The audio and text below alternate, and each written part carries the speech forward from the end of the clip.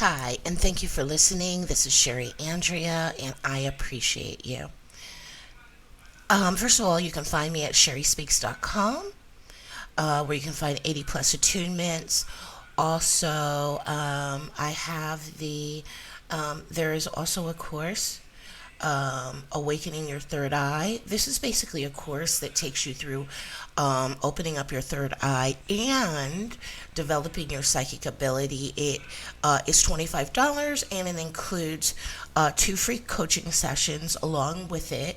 And I take you from the beginning, opening up your third eye, all the way through opening up your abilities and beginning to practice reading. Okay. And also there, of course, you can find other services such as one that is very popular is the deep individual clearings. The deep clearings, which go way beyond just clearing your chakras. Chakras, auras, severing attachments, you name it. It doesn't even severing and demolishing um, things such as contracts, deeds, promises, vows made, past, present, future, this lifetime, any other lifetime. So, it also, if you are at a point where you've been doing a lot of work on yourself and you want a clearing to help clear out what you've already successfully worked on to help you to move to that next level. Many people use the deep clearings for that reason as well. Some people use them also because they're getting ready to do something. They have something coming up.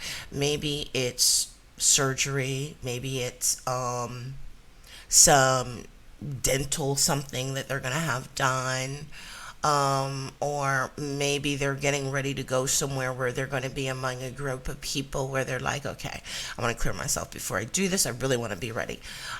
So anyway, feel free to go to the website to check out all those things at sherryspeaks.com. Feel free to make a comment if you'd like, but please do remember to like and subscribe. And if you can, feel free to donate. On the screen, you'll see, there's different ways to donate. PayPal, Cashapp. If you want to donate just directly using your debit or credit card, you can do that at sherryspeaks.com/donate, where you can use your debit or credit card to do that. And I don't care if you donate, $1, $5, whatever it is will be appreciated because, it helps me pay for, the hosting on the website and the domain name and everything. Okay. So let's get to the topic. I am an empath. Blessing and a struggle. Now, when I say I am an empath, that may be you saying that. This isn't just about me. I'm talking about my experience, but many of you out there are empaths. And I kind of see empathy as it's like the good, the bad, and the ugly. You know what I mean? Sometimes our empathy can work for us well, but then many times our empathy, it causes problems between us and people we're trying to deal with, especially when it comes to communication or at the job. Oh, I can't tell you. My empathy, I can remember this one position I had at this company, and I can't even tell you how many times at that company I got written up. I'd actually worked there a very long time. I'd probably worked there about 5 years. And even in my fifth year, we were like a family, this company, because most of us had worked there for a long time. But it would be surprising to me, like somebody would come to me. I was working in IT. I started out working in sales, but when I saw an opportunity, this was back when the internet was first getting started. This was back when Yahoo was the only search engine. I remember back then I had stock in Yahoo. Back when people thought the internet was just a fad. Everybody thought I wasted my money buying Yahoo, and I wish I still had that stock. I sold it to buy a car. But I saw an opportunity because I'd always been, I went to college for computer science, so I'd always been in computers, and I had been using the internet since the time it was just black and white, pretty much. And I had taught myself how to do websites. I'm probably one of the first 100 people in the world who ever had a website on the internet, because I taught myself when the internet first came about. I taught myself HTML and created a website. I know you're like, this has nothing to do with empathy. Why is she talking? Um, I'm sorry, but anyway, I have a point. I'm getting to it. So anyway, I that's how I ended up working in IT. Is I saw this opportunity because the guy who was running the IT department actually had no experience in computers or anything, and I would go to him every day. Nobody liked this guy either in the company. Nobody liked this guy. Everybody would be talking about him behind his back and everything, and oh, he doesn't know anything. Anytime something happens, he tells the same thing: just turn our computers on and off. And they would make jokes about him. And I would go to him every day, and I would talk to him, and I would tell him, I would be like, okay, well, how about this? How about just you let me help you? Like, just with things you got going on, because look, I have experience, taking computers apart, putting them back together, troubleshooting issues. So why don't you just at least let me help you, let me show you that I could be useful. And that's how it started. And then before you know it, I ended up working under him as an IT slash networking specialist. But I had been working there for a long time. So I'd been working there 5 years, and I worked under him for several years, several of those years. But the thing was that I noticed, like, sometimes someone would come to me and they would ask me a question, and they would be like, how do I do this? Or is this possible to be done? And it was usually salespeople. The actual, not the sales associates that assisted them, but the actual account executives. And I would answer their question. And I remember a couple of times where it would be simple questions, and I would answer them thinking, okay, everything's cool. And the next thing you know, here we go again, I'm getting called into my boss's office, and he's telling me, well, I got a complaint about you. And I'm like, really? From who? From so and so. And I'm like, really? He's like, did something happen recently?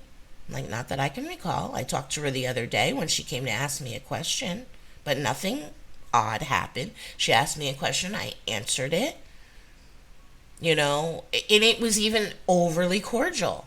There was smiling, there was laughing, there was chatting, so I'm thinking, what could she have a complaint about for me? And then it would be explained to me. She said that when she asked you the question, when you responded, that she didn't like the way you responded. Not what I responded, but the way I responded. She said that you made her feel like you thought she was stupid. And I'd be like, I'd be sitting there with this baffled look on my face, like, no, I just answered the question like normal. I mean, I know I have these, and I've said this before. When I first started doing videos, I would practice just doing videos to watch them, and I would realize, I'd be like, why do I have that facial expression on my face? But, some of us are like that. We get these weird facial expressions, and our face is doing weird things as we're talking. Our mouth moves in weird ways, and we're like, oh, why is my face doing that? Well, I've always been like that.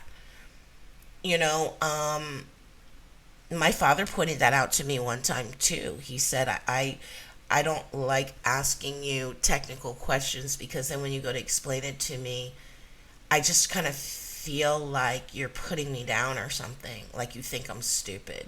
And I'm like, well, I don't mean it to come off that way. Like, I guess basically what people are saying is you're coming off in this kind of know-it-all, I'm better than you, I know more than you kind of way. But of course, that wasn't my intention. And I would think that anybody that has known me that long would have gotten to know me to know I'm not like that, and that would never be my intention. And the thing was, I got written up for that. And my feeling at the time was, I would think that my own boss that has known me the whole time I've worked here, he's known me for 5 years. He should know me by now. How do you not know me well enough to know that that's just not me? This was a matter of, picking and choosing who you'd rather believe.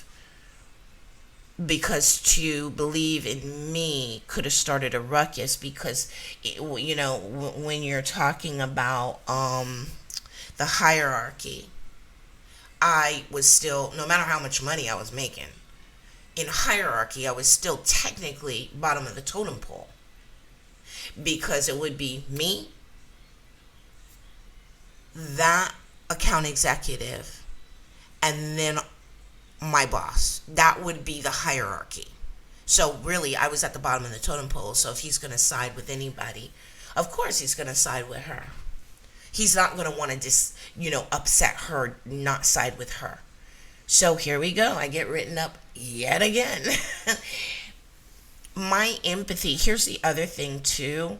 As an empath, you're mirroring other people. As an empath, you're holding up a mirror in front of them. And so often along with that, when you get people saying things like, oh, I thought she was being rude to me, when you really weren't. But here's a question, but why did they think that? It was that mirror. As empaths, we not only pick up what another person is feeling, it's like we literally mimic them. One of my favorite birds is the is the mockingbird? Yeah, the mockingbird, because it is into mimicry. It can mimic the sound of almost anything, other animals, a barking dog, the sound of a car alarm. And as empaths, we in a way do mimicry like that. But what we're mimicking is another person's issues or behavior. So it's like talking to somebody, and the problem or the issue that they have, if they tend to be snotty, they'll swear when they communicate with you that you were being snotty to them. But what it is that they're picking up, and what it is that they think that they're picking up, is actually their own selves, because it's kind of like a boomerang thing. Whatever they're putting out based on who they are is being slung back at them. But they feel it's coming from you. They feel that's something you personally are dishing out to them. And that's one of the hardest things about being an empath. Now, here's the thing that I noticed when I was little. I didn't have that problem, but it was probably because I was overly shy when I was little. I, hardly opened my mouth to speak. Everybody thought I was so shy. I wasn't really shy. I was more confused than anything, and that's why I was very hesitant to speak up and say anything, because I spent my whole childhood confused, mainly because of empathy. And telepathy. I was not only picking up the feelings of others, but they would say one thing, but I would hear them say something else in their head, in their mind, and it would be confusing to me. It's like somebody saying to you, good morning, how are you doing? But you hear their thought about you. You know what I mean? And you hear this negative thought in their head that they're having about you, and what do you respond to? I guarantee you're going to respond to that true thought that you heard them think, not what they actually said. And then people think you're the one that's weird when you react to it. Or all of a sudden you start crying, or all of a sudden you get mad, and they're like, well, what did I do? I just said good morning. So it makes you look like you're the crazy person. No, one day they're going to, you know what I mean? It's kind of like if somebody finally realizes and believes Okay, you have telepathy, then they're going to think back all the things that when they were dealing with you that they were thinking but didn't say, and they're going to go, oh my gosh, she may have heard that in my head. She may have heard that. She may know my true nature, not just what the true nature I'm trying to display, the facade I'm trying to display. That's when you get people keeping their distance a little bit from you because they're worried that, like, they're not going to be able to lie to you. Like, you're always going to know what they're up to. And so they sometimes will tend to shy away from you once they realize the truth of what you're all about. But I don't recall ever, like, offending anybody when I was young, or the only thing I can recall is people, like family members and stuff, not like really understanding me, thinking that I was either overly shy or a little bit weird, you know, or you know what I mean, almost like I wouldn't be surprised if somebody was like, oh, we thought you maybe were autistic or something. I wouldn't be surprised if somebody said that. um but it's different when you're an adult, when you become an adult and you have empathy, because um the interactions you're having with people are more in depth. There is more room for the empathy to get in the way and cause problems. Okay, and then now I'm just talking about right now how it affects other people, how they may get offended when it's not actually you doing something wrong. Now, I haven't even talked about the torture you as an empath go through, such as somebody that you know. Okay, I'll give you an example. I'm going to, let's use an example of, okay, what if somebody was diagnosed and they have a terminal illness? Maybe it's cancer, it's fourth stage. They've already gotten treatment and they've gotten to that point where the doctor's like, well, there's nothing else I can do. I'm sorry. You need to get your affairs in order. And maybe it's a friend of yours who is going through that. And as they get closer to the end, they struggle to deal with it. They struggle to come to terms with it. I remember Sharon Doherty saying, the actress, saying that she was told by her doctor to make videos for her family and her friends. Not so much like saying goodbye, but it's like, while you're in good health, make this video for them, telling them the things you want them to know, how much you mean to them, how much you care about them, stuff like that. And her saying that that was like the hardest thing she had to do. Just to think about the emotions she went through having to do that. The thing is that, as sometimes people struggle with that. Why? Because they may be younger, they may be in their 20s and their 30s, and the reality is they're not ready to go yet. They're not ready for it to be over. There's more stuff they wanted to do, and they may struggle with acceptance of it. And they're going to have some good days and they're going to have some bad days. And as your friend, empathically, you're as their empath friend, you may pick up on it. Now, don't think that you can share this with somebody other than probably me, and they'll understand what you're going through based on what you're picking up when you pick that up. Because often what I found is when you share it with people and you're looking for some help, some understanding at least, don't share it with anybody, because you know what they're going to tell you? They're going to say to you, are you sure it's not you?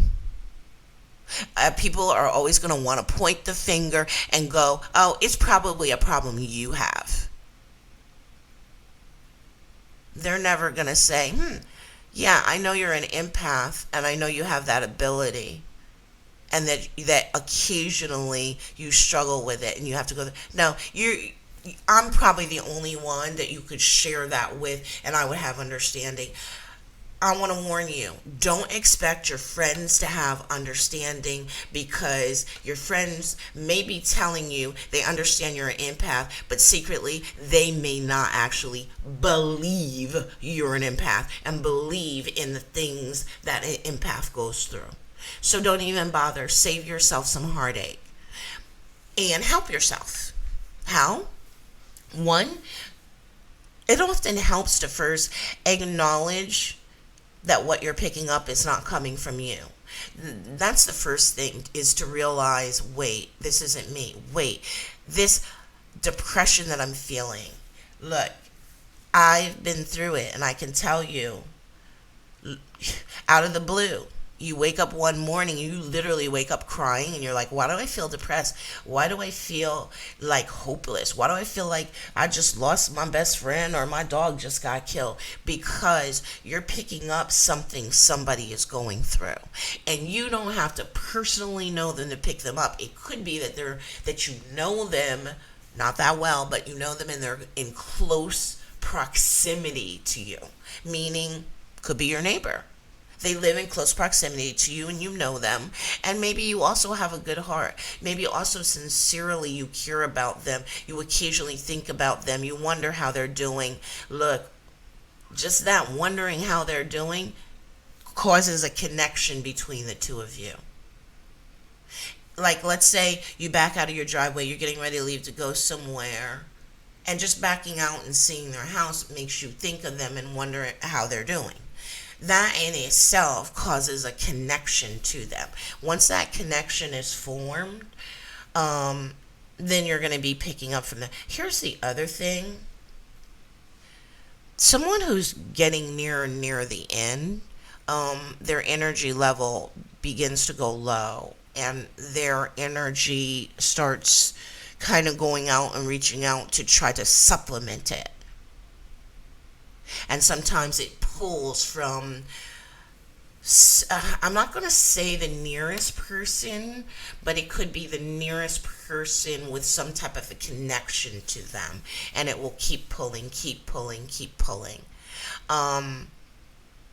This is, you're literally being a support as an empath.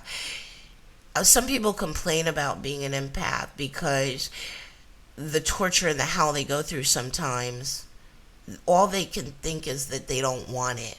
They want to turn it off. But the reality is you're supporting humanity. If there were no empaths in the world, can you imagine what this world would be like? Because as an empath, you are like the citrine crystal. You absorb negative energy, you transmute it into positive energy, and you try to keep yourself as clear as possible, but you are like the citrine crystal. Look up the properties of the citrine crystal. You are that if you were an empath, and you serve an important role in humanity. Imagine if this world had no empaths in it, and the world has a lot of empaths. What would this world be like if there were not empaths to suck up and transmute all this negative energy that's flowing around? What would last year have been like? Last year was bad enough as it was. If with no empaths, can you imagine what it would have been like? So the empaths play an important role. But that's why I say it's a blessing and a struggle. Because you serve an important purpose, but yet you're going to suffer in the process.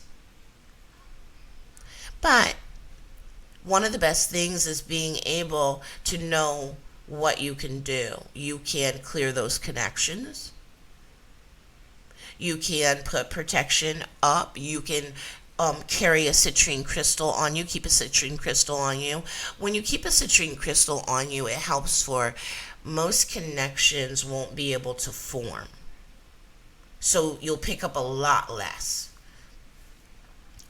So there is a way you can help yourself. You don't just have to suffer.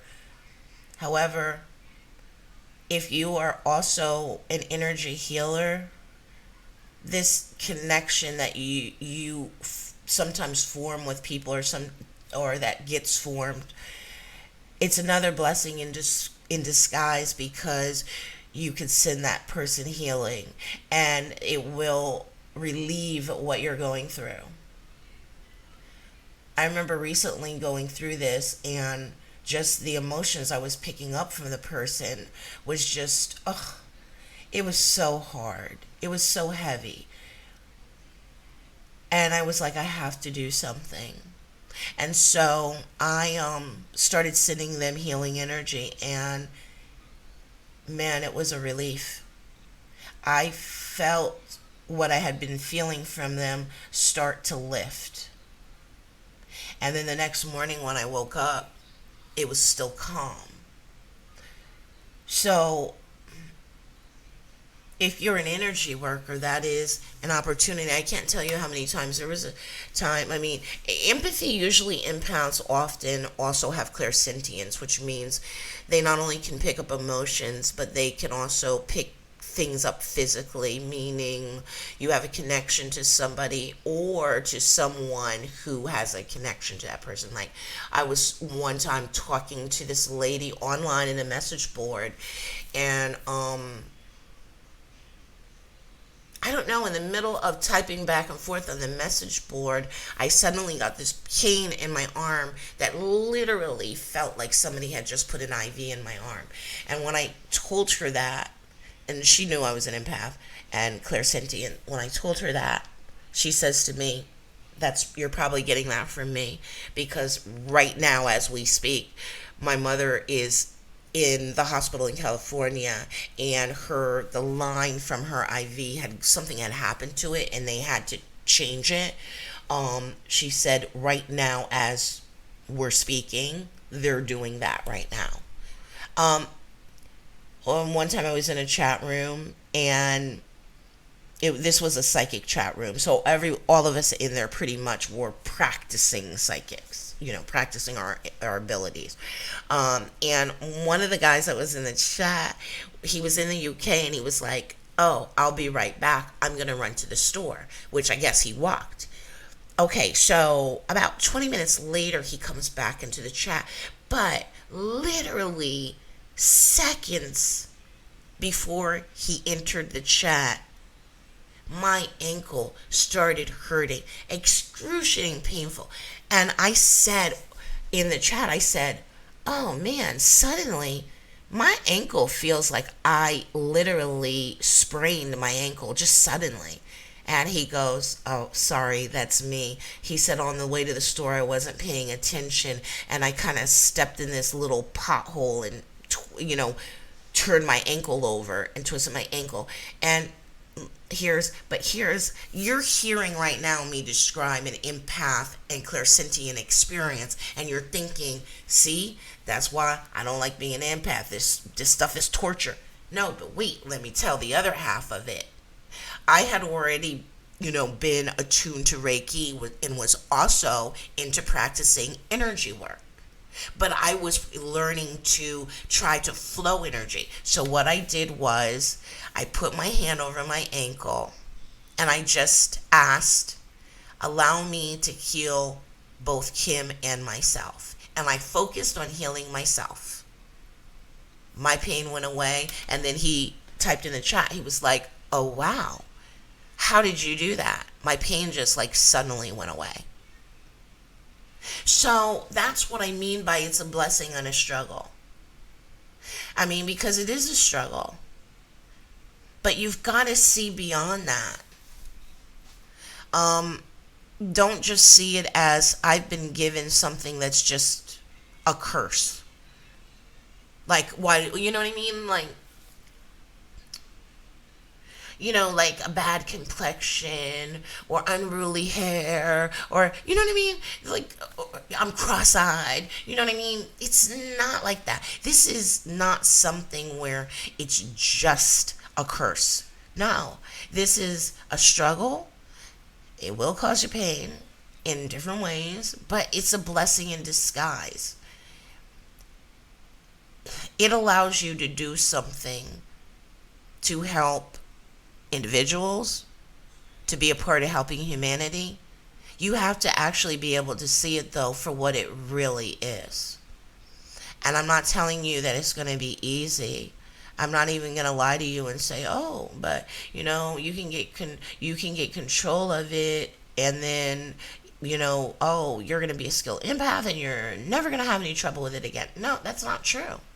That's not true. Because at some point, somebody is going to be going through something terrible that they struggle with, that has them feeling agonized, or that has them feeling hopeless, and then you're going to end up feeling that. So I'm not going to tell you that, oh, become a controlled empath and that solves the problem, and never again will it be something that's bad for you. No, you can become a controlled empath, which means you do have more control over it, and you are able to help yourself and alleviate what you're going through, or block it, or just sever that connection. But you won't be able to get to a point where it's like, oh, I'm never going to have to deal with it again. No, you are. You are. And the thing is, I kind of credit my empathy with leading me to opening up all of my psychic abilities, because it was because of my empathy. After I got attuned to Reiki, and I really started practicing it, I started spontaneously having issues, like with my empathy. Like, I'd be watching some news report on TV, and it would have this effect on me. I'd be watching a news report, just watching it, and like all of a sudden I have a reaction to it. I would start uncontrollably shaking, crying that wasn't crying. Like, when I say crying, like, if anybody has ever had the experience of spontaneous crying, like where, like, say you're in the middle of praying and like you start crying, but it's not crying that's coming from you. It's almost like it's coming through you, if that makes any sense. But I was, things were happening in a spontaneous way. And the shaking, like, I would be literally shaking, like, and I wouldn't be able to stop. It would be like a news reporter, the energy coming from it, or the person that was being interviewed would literally trigger something in me. And that was going on so often that that's what made me say, I have to know once and for all if I'm really an empath, because at that time I didn't know. So that's when, and I had tried to figure it out in the past, but you remember when the internet wasn't all, was still fairly new, everything wasn't on the internet like there is now. There was a time when if you looked up anything about psychic abilities, the only thing you would find is stuff on witchcraft. Or witchcraft and tarot cards. That's the only thing that used to be on the internet. I can remember. Back in the, I would say,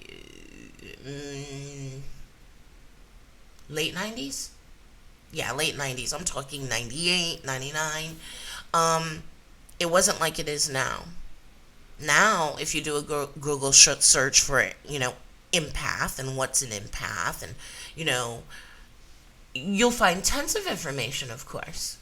But back then, you didn't.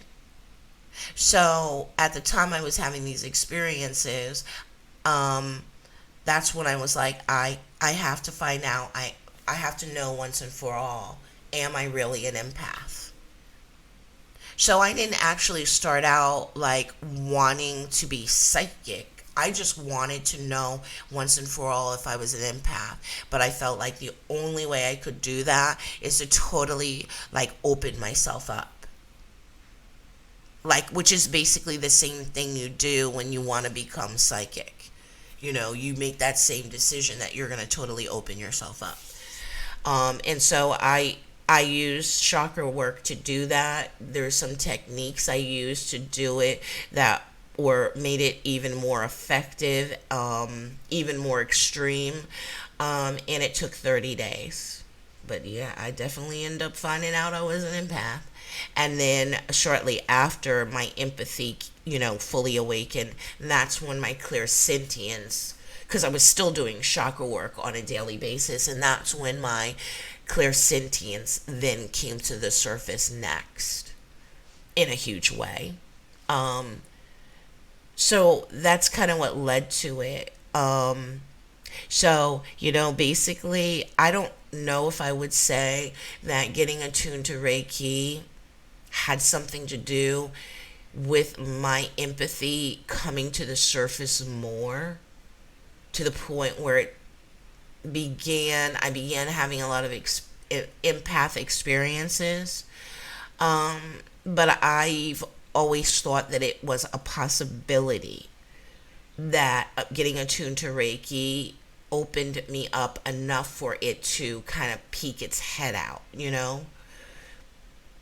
So, I don't know, just keep that in mind, because I know a lot of people ask, hey, can I become psychic by getting attuned to Reiki? A lot of people want to know that. I think it's possible for you to begin the process of getting opened up enough to begin the process of fully opening up. So I would say yes to that. But are you going to be able to, like, say, maybe get attuned and get, reattuned once a month, and that's going to fully open up your psychic abilities? I can't actually, I hate to say no to that when I don't actually, you know what I mean? I can't actually say the answer to that is no.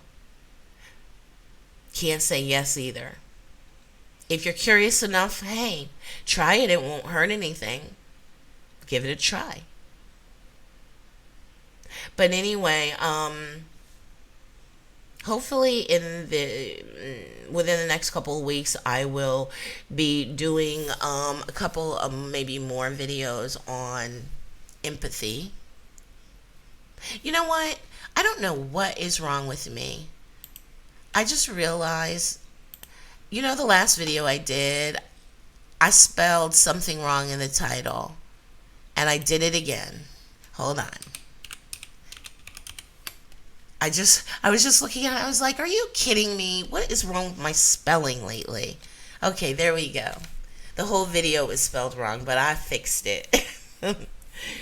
Oh, thank you for listening. I really appreciate you. Hey, feel free to share your empath experiences. Whether it's something that happened to you at work, with a coworker, with a boss, you know, um, what do you feel like, your empathy did? What did it lead to? Do you feel like somebody, like, getting mad at you and wanting to fight you was because of your empathy? Also, and I'm going to talk about this in a different video, but, keep in mind that empaths are not just receivers. Um, we also project, meaning we can not only pick up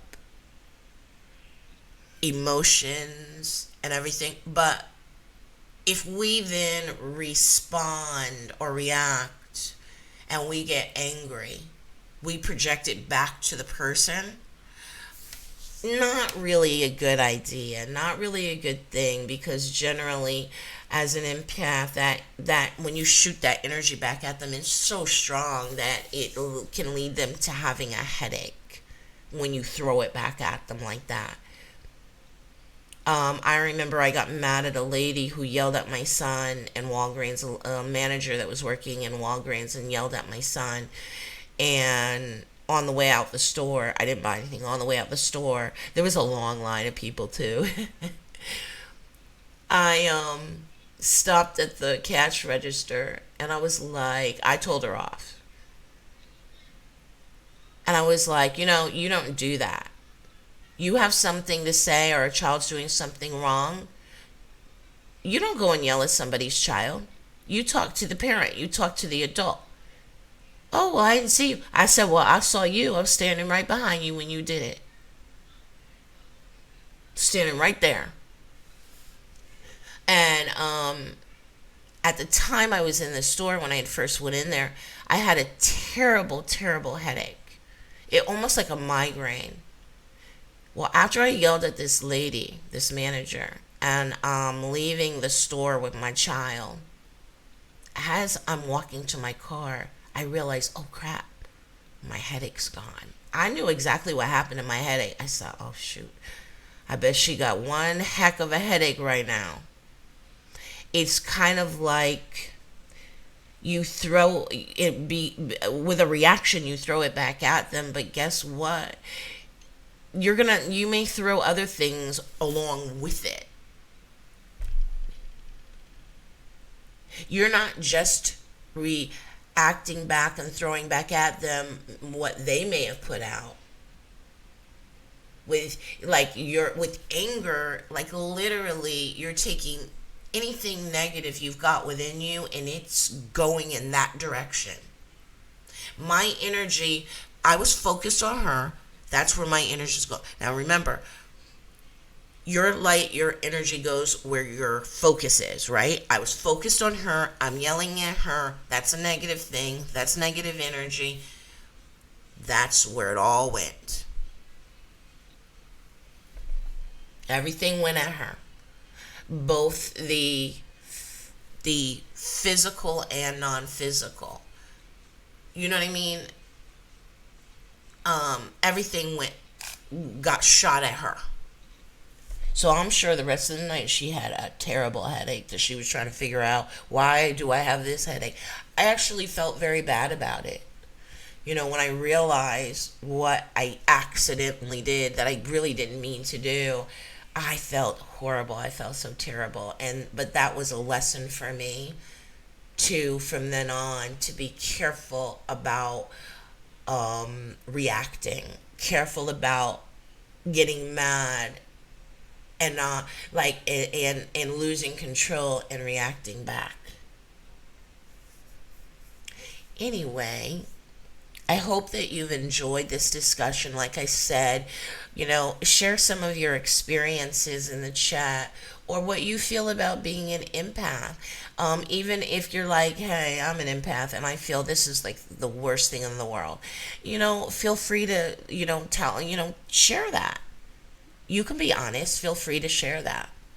Anyway, thank you for listening. I hope you have a great rest of your day and week. And I appreciate you.